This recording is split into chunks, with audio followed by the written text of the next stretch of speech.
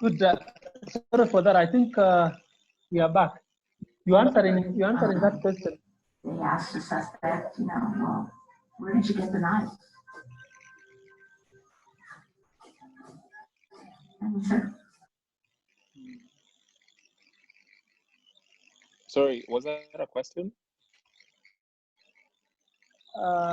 No, I think before we dropped, you are on this particular on the screen. You are talking about the construction sector, right? Yes. I was saying there are two opportunities that come just in top of my mind. One is connecting people looking, say the technicians, the masons to sites. Two is people even purchasing construction equipment. Right now, people can't go to hardwares and purchase. So we need to ask ourselves, can they purchase cement and ballast online and then it's delivered? And three is an interesting one in terms of supervision. People have projects, say I'm based in Nairobi, I'm doing a building back home. How can I be sure that whatever I'm being told by the fundi is actually happening?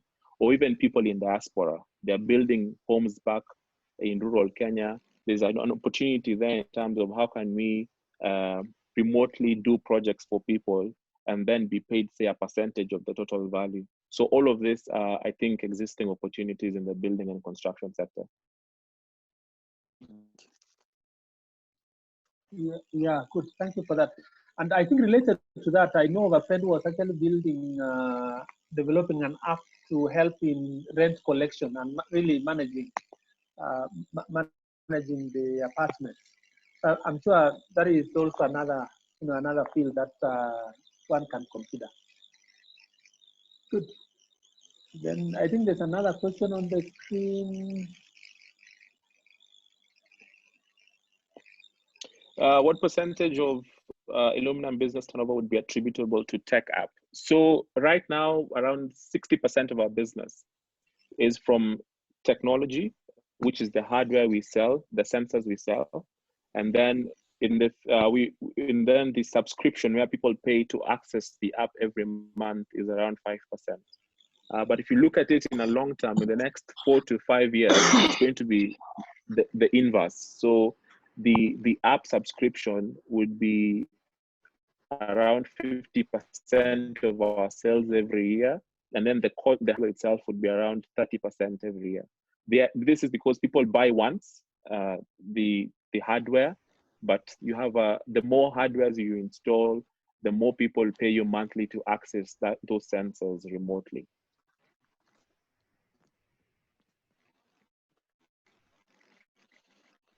Good. Thanks for that. I hope it's answered. Next, I think there's another question. That's a very good question. Other times funding can cause misunderstanding between the grant provider and the company.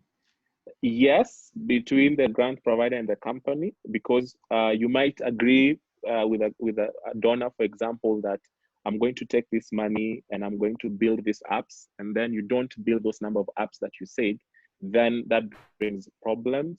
There's also within company founders. So you will realize that the more money you will be given, the more disagreements might arise in terms of agreeing on the way forward. So that happened in my own experience. I had a co-founder, but I had to buy him out. So sometimes it can cause a disagreement between you and a grant company, and also between yourselves as co-founders.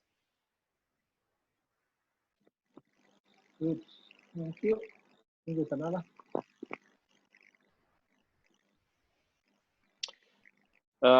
The challenges that we are facing now that the business is well established. So the challenges now is we are not growing as fast as we want to grow, or as per what our investors wanted us to grow. And because at some point you start being given targets. So you're told if you're doing 50 million in revenue this year, next year you must do, say, 150 million. And then you hit 150, you're told you need to hit 500 million. So right now, sales is going to be an issue. I know that right now because of COVID-19. Second challenge is the team. You'll realize as you build your company, as you move forward, finding the right people to work is a lot of hell. It's not easy. So that's one thing we're struggling with, finding the right people that share the vision and can share the growth of the company. Thank you. Thank you for that. I think we have another.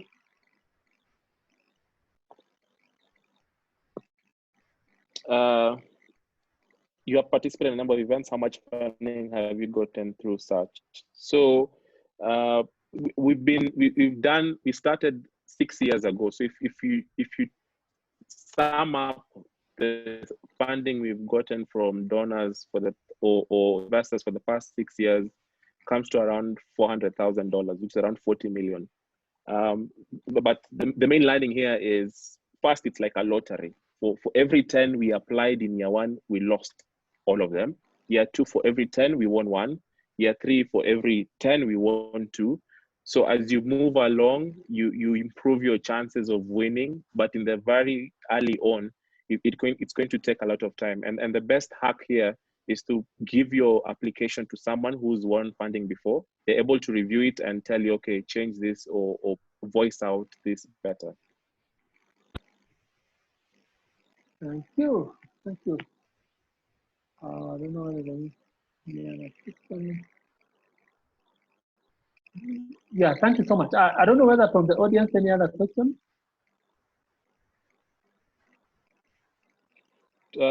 Top 3 things you wish you'd have done within the past few years. One is something called a vesting schedule. When I started the company with my co-founder, I think we were so in love with the dream that we forgot to do what we call a vesting. A vesting schedule simply says that if a co-founder leaves before year 4, year 5, then they lose all their equity, and so they can't come back and claim. What ended up for me is struggling with my co-founder in year 5 on the valuation of the company and how much I would pay my co-founder. So I think I should have put in a vesting schedule, which meant that if he resigned anytime, I would own the entire company and I wouldn't have to compensate him. The second thing, if I had known early on, is to spend very little, no matter how much money you're making. We made a mistake of, because our revenues had increased, we increased our rent, we hired more people, we bought all these new laptops, new desks. I think that was wrong. We should have the laptops were working fine, the tables were not having any issue. So I think that is the second learning. The third learning is speaking to people about the challenges I had. I think I sat on so many challenges struggling in the business, but I had to find people who are doing business. And when I shared my story with them and the challenges, it was much easier for them to give me advice and to tell me the best way forward. Good. I think there's one on the chat. What challenges are you facing in terms of government regulation, taxes, compliances, and how are you dealing with them? Right now, I would say in terms of regulations, agriculture is not so much regulated, unlike other sectors such as healthcare. In terms of taxes, we pay our taxes. We have to pay our taxes. In terms of compliances, there's always that delay. For example, when we are importing sensor devices, it takes us almost 2 months just to clear that through customs. It's something that is in us, but we've built in that time frame on our supply framework. So I think the answer here would be we are just coping with the current situation. So if government takes long to approve, we just have to be patient and work around that as well. Because sometimes government is just government. Sure. Thank you. Back to Menti.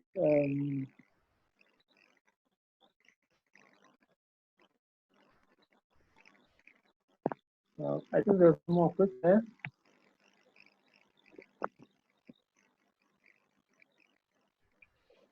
Our top 3 things you're glad you did. One is improving income for farmers. I usually love seeing farmers reply back and say, thank you for your system. It has increased my income by this amount. So the impact we see on our farmers. And is the narrative. We fight a lot of battles out there saying that you need to have white founders in your company in order to grow. And it's something that you people that you're doing in tech, you'll realize that there's a lot of racial funding issues. So I think I'm glad that we've made the success we've had, just making sure that the team is fully Kenyan. We don't have anyone outside. And the third thing that, again, I'm really glad that we did is in the very early on years is giving employees or talent what we call a share option, so that your most dedicated employee doesn't leave the company, retains a percentage of the company, and that by itself, they end up working for you because now they own a part of the company. So those are, I think, the top 3 things that we're happy we did. Good. Thank you. There's one more. Yeah, on the screen.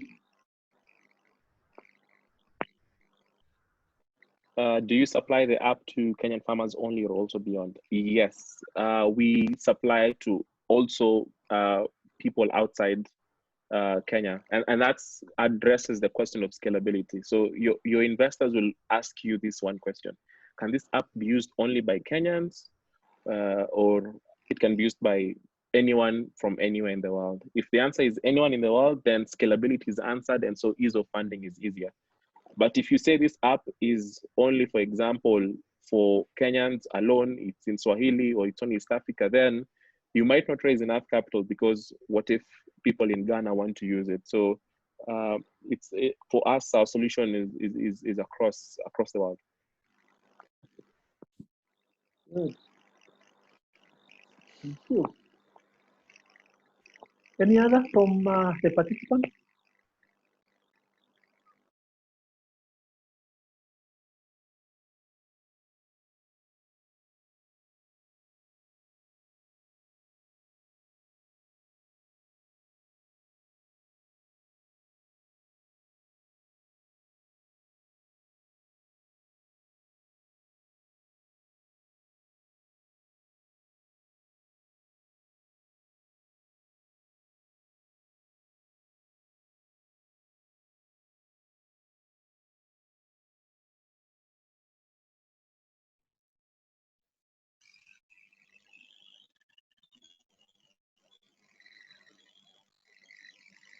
Sorry, I think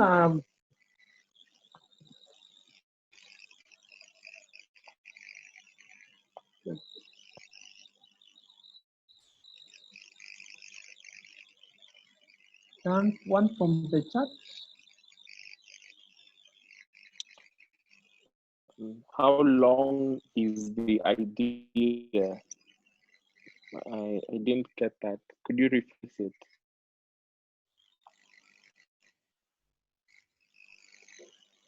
Okay.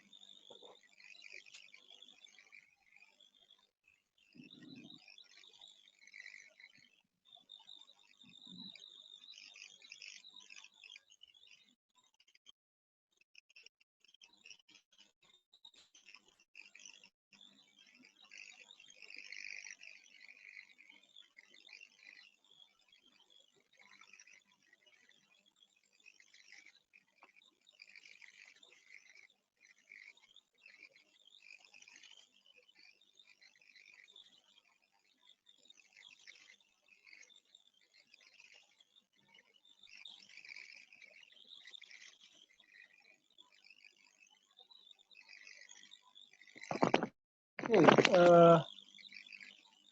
If there's no other question, I think this brings us to the end. Okay, ignore that. So this brings us to the end. So we are really grateful. I hope this has been useful, tapping into Taita and sharing these great ideas on really how to navigate this space of tech apps and technology and innovation. So thank you again, Taita. If at some point we have to contact you, please, we can still have another chat to continue with the topic. And for all the participants, we are really, really grateful that you are able to dial in. From the IELTS group, we still scheduling a number of other topics. Hopefully next week we'll be having another session. So be on standby. We will let you know on the topic and the time. Otherwise, thank you so much. I think if there are some questions or comments. Okay. Thank you. Yeah, I think there are some comments, some compliments that is coming through.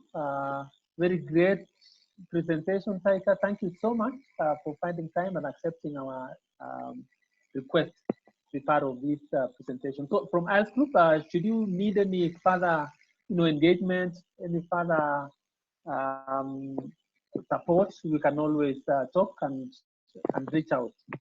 So thank you so much. Unless Taita, any last word you want to say?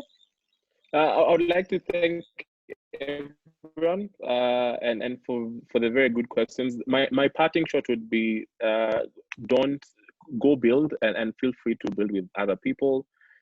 Feel free to link up with me on LinkedIn. You can send a request and I'd be happy.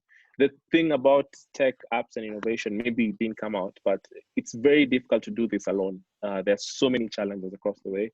But I think it helps when you speak to people that have gone through it. So if ever you have an idea, no matter how crazy or exciting it is, it's always nice to share it with someone. So I would really love to hear what you're building and give you a few ideas. Even I myself, I would like to throw some ideas to people around here. So if I reach out also, please feel free to give me your ideas on how you think I should do it better. In basic summary, I'm saying let's keep on sharing and I hope to be helpful as much as I can. Thank you so much. Thank you so much. So thank you once again. We are really happy and we're wishing you all the best. Ensure that you maintain the Ministry of Health guidelines and let's all stay safe. Thank you so much. Have a good evening. Thank you. Good evening. Thank you. Bye-bye.